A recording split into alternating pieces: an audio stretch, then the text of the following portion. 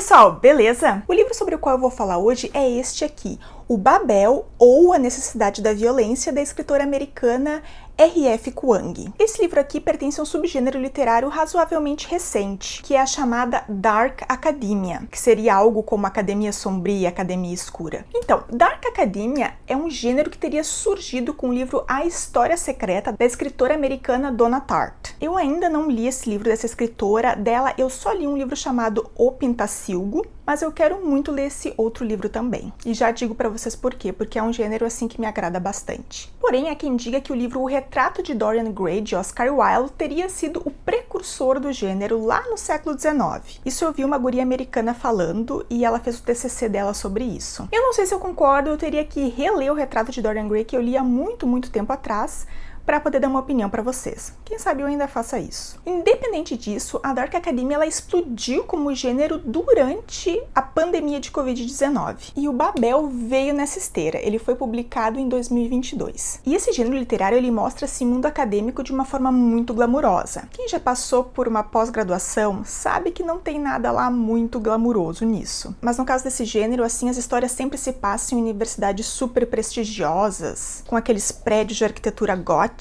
onde as pessoas usam aquelas togas pretas, como em Harry Potter. Aliás, há quem diga que Harry Potter também seja Dark Academia, mas isso é outro debate. Só sei que essas roupas pretas longas, né, essas togas, elas são usadas até hoje em algumas universidades, como a Universidade de Coimbra, em Portugal, e até mesmo em Oxford. Mas não são todos os alunos que usam, eles usam num ou outro dia específico, ou mesmo alguns cursos específicos. Por que esse gênero me agrada tanto? Porque assim, gente, essas histórias que acontecem nesses prédios góticos, que tem um certo mistério, nesses lugares assim que são grandes guardiões do conhecimento, isso tudo assim, gente, é muito a minha praia, sabe? Eu gosto disso. Então é por isso que eu tô curiosa para ler esse livro da Donna Tartt. A Dark Academia, ela também tem um pezinho ali no gótico e no mistério, mas eu não vou me estender explicando muito isso. Mas assim, por essas histórias se passarem sempre em universidades de prestígio, que praticamente só tem acesso quem tem muito dinheiro, a Dark Academia acaba sendo considerado um gênero bastante elitista. Porém, o Babel, ou A Necessidade da Violência, eu tô enfatizando o subtítulo porque é um subtítulo que eu gosto muito, mas na edição em inglês, pelo menos na minha,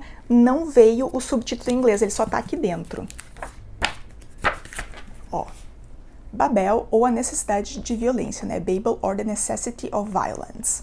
Mas então, esse romance aqui conseguiu escrever um romance dentro do gênero, com uma história que se passa em Oxford e que consegue não só ser uma crítica ao elitismo, mas também ao colonialismo. À medida que eu for comentando o enredo da história, vocês vão entender. Essa história aqui se passa na primeira metade do século XIX, em uma realidade alternativa, onde a supremacia do Império Britânico é sustentada pela mágica de barras de prata. Sim, o livro também mistura fantasia. E como é que funcionam essas barras de prata? Elas basicamente funcionam com a tensão que existe nas palavras que são gravadas nela. E essa tensão vem da forma que a palavra é traduzida. Eu vou dar um exemplo assim para ficar mais claro, tá? Por exemplo, eles querem que uma carruagem ande mais rápido e seja mais segura. Eles vão gravar naquela barra de prata o que eles chamam de par correspondente, ou seja, uma palavra e a tradução dela que, né, cria esse tensionamento e torna aquela barra mágica. Só que para que esses pares correspondentes sejam descobertos, precisa de muito estudo do Instituto de Tradução chamado Babel, que fica em Oxford. Ou seja, Babel é basicamente assim, o centro do Império Britânico, é o grande coração que bombeia, né, sangue para todo o Império Britânico, porque é ali que se descobrem esses pares correspondentes e que também se faz a manutenção deles. Para que a mágica dessas barras de prata funcionem, precisa sim de uma série de requisitos, né, além de gravar essas palavras traduzidas. Precisa se conhecer muito a etimologia das palavras, porque se tu não conhecer pode dar problema. Por exemplo, assim, se tu gravar a palavra tradução, vai dar problema, porque assim, vai basicamente acontecer uma reação em cadeia e pode explodir tudo, basicamente. E assim, também é preciso fazer a manutenção dessas barras, e quem faz isso é também o pessoal de Babel. Outra coisa, para que essas barras funcionem, precisa também que seja um falante nativo que faça, digamos assim, essa ativação da barra, ou então uma pessoa que tenha tal domínio da língua que ela sonhe naquela língua. Isso eu achei muito interessante, né? Tu tem que conseguir falar uma língua a ponto de sonhar com ela. Porque inclusive até se diz informalmente, né, que quando tu sonha em uma língua estrangeira é porque tu realmente aprendeu essa língua. E eu acho que isso tem um fundo de verdade. Então assim, agora que está explicado como que funciona esse universo mágico, vamos pro enredo. Então, esse romance vai contar a história do protagonista Robin, que ele é um órfão que nasce em Cantão e ele é resgatado pelo professor Richard Lovell de uma epidemia de cólera, em que, né, toda a família dele morre, inclusive a mãe. E aí o Robin, obviamente, ele tem um outro nome chinês, mas ele adota o nome Robin Swift, porque ele gostava muito, ele já falava inglês, ele teve um tutor que ensinou a ele inglês, e ele gostava muito do escritor Swift, né, que escreveu Gulliver's Travels. Então ele opta, né, pelo nome Robin Swift. E ele vai morar na Inglaterra, então, com esse guardião dele, que é o Professor Lovell. Logo no início da história, o Robin ele já se dá conta que o Lovell é, na verdade, o pai biológico dele. Mas isso, assim, é um assunto que nenhum dos dois quer tocar, né? Eles tentam manter as aparências e fingir que nenhum dos dois sabe. Aí o Robin, ele fica morando no bairro de Hampstead, que é um bairro onde justamente, né, intelectuais e artistas moram até hoje. Já nessa época era assim. E ele ali, ele tem um tutor onde ele vai aprender grego, latim, e vai vivendo a infância dele em meio aos livros. E tudo isso é uma preparação para ele um dia estudar em Oxford. E assim, aí depois que ele vai crescendo, ele começa a se dar conta que ele ter sido tirado de Cantão, e até mesmo o fato de o pai biológico dele ter tido ele, era um projeto, né, para ter mais falantes nativos de chinês em Babel, em Oxford, porque eles precisavam de falantes nativos de chinês. Porque assim, os pares correspondentes de inglês estavam meio que se esgotando e eles precisavam de mais idiomas para conseguir criar mais pares correspondentes, então foi todo um projeto. Bom, então finalmente o Robin vai para Oxford e lá ele faz alguns amigos. Um deles é o Remy, que é um indiano de Calcutá. A outra vai ser a Victoire, que veio do Haiti. E a outra vai ser uma menina chamada Letty, que ela é britânica. O Remy e a Victoire vão ter questões raciais assim muito complicadas, porque os dois têm a pele mais escura. Para o Robin as coisas vão ser um pouco mais fáceis, porque assim, em um primeiro momento as pessoas acham que ele é branco, né? Só depois de um tempo que elas percebem, né, que ele tem os traços de uma pessoa oriental, que inclusive ele é bastante parecido com o pai biológico dele. E a Letty, ela é britânica e branca, porém ela tem a questão de ser mulher, né? E a pobre da Victoire é negra e mulher. Então tudo é bastante complicado para esses estudantes, tanto que é por isso que eles viram amigos, porque eles, digamos assim, ficam todos eles meio que a par dos outros alunos. A Victoire e a Letty por serem mulher e os outros, né, por serem estrangeiros. Por exemplo, assim, a Letty e a Victoire, elas vão tentar se vestir como homem para que elas consigam entrar nos lugares, senão assim, elas não podem nem retirar um livro da biblioteca se não tiver um homem acompanhando. Mesmo elas tendo sido admitidas dentro da universidade, tem todo esse preconceito, todas essas limitações. Elas também não podem morar, digamos assim, nos dormitórios normais, elas têm que morar num mais afastado, sabe? Então, assim, é tudo mais complicado para elas. E pro Remy, tudo também é muito complicado para ele ter a pele escura. Então, assim, ele vai às vezes num pub, ele não é atendido, ele vai num café, ele também não é atendido. Assim, estudar nesse lugar é muito difícil, mas para eles é ainda mais difícil em função de todas essas questões raciais e de gênero. Ainda na primeira semana de aula, o Robin, ele vai encontrar um outro personagem chamado Griffin. E ele descobre que o Griffin é o meio-irmão dele. O Griffin, ele também havia sido aluno de Oxford, mas ele meio que abandonou. E esse Griffin acaba recrutando o Robin para uma sociedade secreta chamada Hermes, que é assim, uma sociedade secreta e clandestina, cujo objetivo é acabar com a supremacia do Império Britânico. E aí o que o Robin tem que fazer? Ele geralmente tem que roubar alguns materiais, ele rouba livros, ele rouba barras de prata e entrega para o Griffin, só que ele não tem muito acesso ao que é o restante dessa sociedade, porque assim, à medida que um membro entra, ele tem um número de informações, né? Ele ganha as missões, ele tem que ir lá fazer. E ele só sabe qual que é o objetivo final dessa sociedade.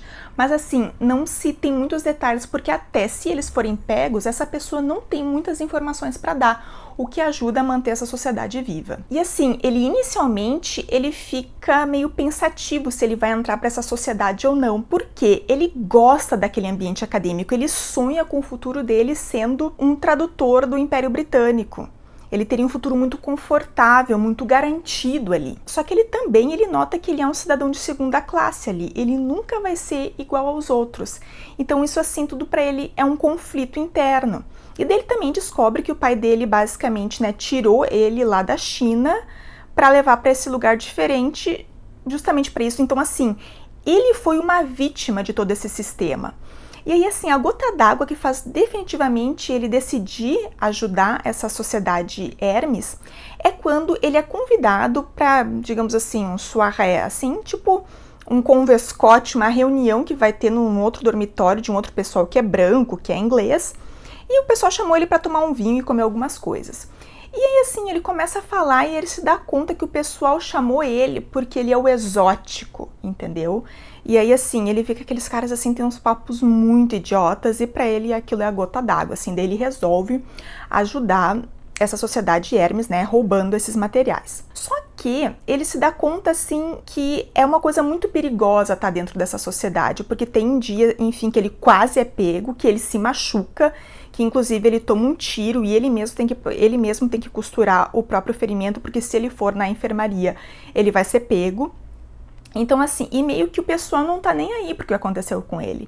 Então ele fica, assim, nesse conflito interno. Até então que ele decide, né, abandonar essa sociedade Hermes. Depois ele volta, mas nesse primeiro momento ele decide deixar de lado, né, porque ele resolve que o melhor para ele é seguir o futuro dele dentro de Oxford. Como vocês podem ver, o livro é bem grande, tá, gente? Inclusive, minha mão tá cansando aqui de ficar segurando ele. Ele tem mais de 500 páginas. E aí, assim, eu acho que um pouco antes da metade do livro, todos eles vão fazer uma viagem para Cantão, na China, né? Vai o Robin, o Remy, a Victoire e a Letty. E eles vão para trabalhar como se fossem tradutores, né? Que aparentemente havia tradutores em falta e eles vão suprir, né, essa demanda. E aí eles chegam lá e tá tendo meio que um conflito político entre a China e o Império Britânico relativo, né, ao comércio de ópio. E aí o Robin, ele vê, assim, que os britânicos odeiam os chineses, basicamente. E aí, assim, o Robin tem uma missão de conversar com um dos caras importantes lá que realmente decidiam as coisas lá na China. E depois da reunião que ele teve com o Robin, esse cara poderoso lá decide basicamente queimar todo o estoque de ópio, o que foi algo péssimo para os britânicos. E aí o Professor Lovell, que estava junto nessa viagem, ficou assim, ó, furioso com o Robin. E o que tu fez que o cara resolveu queimar todo o estoque de ópio? Daí ele começa a culpar o Robin, que ele deveria ter dito alguma coisa errada, que deixou o cara furioso. E assim, o Robin meio que perde a paciência, assim, tudo que ele ficou engolindo durante a vida inteira desse cara que, né, não admitia que era o pai dele, ele surta, assim, e ele tá com uma barra de prata na mão, que é uma barra que é basicamente uma arma, e daí ele fala uma palavra, se não me engano é Bao, e isso basicamente mata o Professor Lovell, ele mata o pai dele. Sim, gente, perdão pelo spoiler. Eu digo pra vocês isso aqui, ó, isso aqui não é nada, tá? Tudo depois que a história se desenrola, isso aqui não é nada. Porque é aqui que realmente começa o conflito e a ação da história. Aí primeiro ali eles têm um conflito de como que eles vão se livrar do corpo e tal. E, enfim, eles conseguem voltar para a Inglaterra, mas eles meio que começam a fugir, porque eles sabem, né, que em algum momento as pessoas vão começar a procurar pelo Professor Lovell. Aí eles voltam para Oxford e eles meio que assim tentam voltar à vida ao normal, mas é muito difícil voltar à vida ao normal depois, né, que tu ajuda, matou uma pessoa e os outros estão ajudando a acobertar aquele assassinato. Então, assim, mas mesmo assim eles tentam. Então eles vão num jantar, assim, meio que num coquetel que vai ter para os alunos. E assim, eles meio que não se aguentam. Eles estão vendo que o pessoal tá desconfiado e eles fogem. E aí, assim, tudo isso meio que vira a faísca que precisava para acontecer tudo o que aconteceu depois na história. Porque assim, nessa época, as tensões entre a China e o Império Britânico vão cada vez aumentar mais, que vão culminar em algo que ficou conhecido como Guerra do Ópio. E aí, obviamente, principalmente o Robin, ele tem muito interesse nisso, porque, pô, é o país dele que tá em guerra com esse império, sabe? São os conterrâneos dele que vão sofrer com tudo isso. Então ele tem muito interesse nisso. E aí, eles resolvem basicamente fazer uma greve junto com essa sociedade Hermes, ou seja, né, eles se juntam novamente com a sociedade Hermes e eles tomam Babel, que é basicamente uma torre, né, que era o centro de tradução. E lá eles comandam uma greve. E aí, assim, é aqui principalmente que tá o tom anticolonialista ou decolonialista, como vocês preferirem. Cada capítulo tem uma epígrafe e uma dessas epígrafes é do teórico Fanon. Se vocês não conhecem ele é, assim, eu acho que um dos mais respeitados em termos de pós-colonialismo e decolonialismo.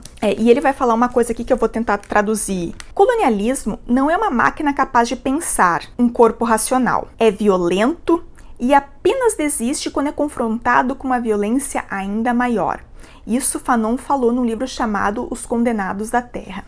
E é basicamente isso aqui que vai virar o lema desse pessoal de Hermes, né? O Império Britânico só entende a língua da violência. Tanto assim que eles têm, outros, né, membros ali tentam argumentar, não, mas se a gente só fizer a greve, só tentar argumentar por meio da imprensa, e aí assim, no final das contas, o que é respeitado mesmo? Só a violência é respeitada.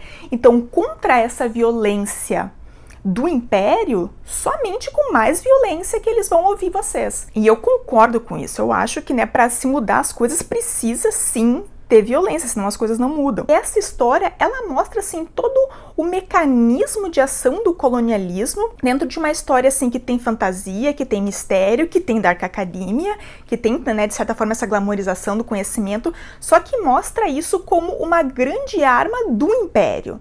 Então, assim, gente, eu achei essas histórias tão bem costuradinhas, que foi uma delícia de ler esse livro, sabe? É muito legal ver essas descrições desses prédios góticos, dessas bibliotecas, desse dia a dia da academia, mas ao mesmo tempo ver isso aqui que isso tá a serviço, entendeu? Tem sim uma visão crítica aqui muito enfática. E é incrível como a autora consegue costurar todos esses elementos. Assim, o único comentário ruim que eu teria em relação ao livro é que eu acho que ele podia ser menor. Eu acho que ele podia ter ali, ó, umas 400 páginas, umas 130 páginas a menos, pelo menos. Talvez mais até. Porque eu acho que depois, assim, que eles... depois que ocorre o assassinato do Professor Lovell, assim, eles enrolam muito naquele retorno. E depois, quando eles tomam a torre na greve, meu Deus do céu, uma enrolação. Podia ter sido mais curto. Eu acho que aqui faltou um trabalho de um editor, ó, cortar. Mas fora isso, gente, o livro é assim, ó, maravilhoso de ler. É uma história muito envolvente, que tem muita crítica ao colonialismo e tem também coisas muito interessantes sobre linguagens. Então, assim, tendo feito, eu não estudei tradução, né, eu fiz licenciatura, né, letras licenciatura, mas mesmo assim, muitas das coisas que eu estudei em linguísticas aqui são verdadeiras, então assim, tudo que tá aqui falando sobre como tradução, de certa forma, é também uma traição, várias coisas que eles falam sobre etimologia, isso aqui tudo vocês podem levar a sério, isso realmente existe no mundo da tradução, tá, gente? Né? Não, só não existem barras de prata mágicas, pelo menos não por enquanto. Isso é a única parte que realmente é fantasia aqui. O resto tudo é muito interessante de ler e é algo que realmente existe. Outra coisa que eu queria comentar é que eu acho que, assim, a escritora, ela conhece o leitorado dela, porque o livro, ele abre, assim, com um prólogo explicando que o livro, né, enfim, se passa em Oxford, tanto que ela tem um mapinha aqui da cidade de Oxford, que a Universidade de Oxford tem esse nome por causa da cidade, né? E aí também, né, tem, assim, digamos assim, um esqueminha de como que é Babel. Eu achei lindo esses desenhos. Isso tem na edição em português também, tá, gente? Essas ilustrações. E aí, assim, nessa introdução, assim, que ela dá, que basicamente é uma nota do autor, né? Que ela fala como que ela colocou Oxford nessa história. Por mais, assim, que ela esteja seguindo o nome das ruas, o nome dos prédios, Babel é ficcional. Babel não existe de verdade em Oxford, tá? E, assim, ela também colocou que o trem que chega até Oxford, na verdade, na vida real, só chegou muitos anos depois, mas ela colocou essa estação de trem anos antes porque ela precisava que os personagens dela, né, se movessem mais rápido de e para Londres. Porque, assim, eu acho que eu digo que ela conhece o leitorado dela porque ela pensou, né, vai ter um chato que estudou em Oxford que vai dizer, ai, não é assim. E aí ela fala, né, no final, gente, eu tenho que lembrar vocês que isso aqui é um trabalho de ficção. Então, por mais que ela faça a história se passar numa cidade que realmente existe, numa universidade que realmente existe, que ela traga várias informações sobre tradução que realmente existem, é uma obra de ficção, tá? É uma história inventada. E outra coisa também que eu queria comentar é que esse escritor aqui, gente, deve ser muito difícil ser prima dela num jantar de Natal, tá? Quando ela publicou esse livro, ela tinha, eu acho que 25 ou 26 anos, eu acho que agora ela tá com 28, e ela, assim, ela já tá fazendo o doutorado dela, e ela já estudou em Georgetown, Cambridge, Oxford, e agora tá fazendo doutorado em Yale. Ela estudou, assim, ó, em todas as universidades mais prestigiosas do mundo, né, considerando Estados Unidos e Inglaterra. Então, assim, esse já acho que já é o quarto livro dela, porque antes ela já tinha publicado uma trilogia, e acho que ano passado ela publicou um outro livro chamado Yellow Face, que eu tô curiosa para ler também. mas parece que é de outro gênero, não é Dark Academia. Mas enfim, né? Ainda bem que eu não sou prima dela. Assim, gente, eu amei demais esse livro, eu recomendo demais a leitura, apesar de ele ser grandinho. E também estou encantada com esse gênero Dark Academia. Pretendo ler mais sobre ele, eu quero ler o livro da Dona Tartt, eu quero ler mais teorias sobre o assunto. Se vocês tiverem sugestões dentro desse gênero, né, deixem aqui nos comentários, por favor, que eu tô bem interessada, é bem a minha praia. Por hoje era isso, gente. Um abraço e até a próxima.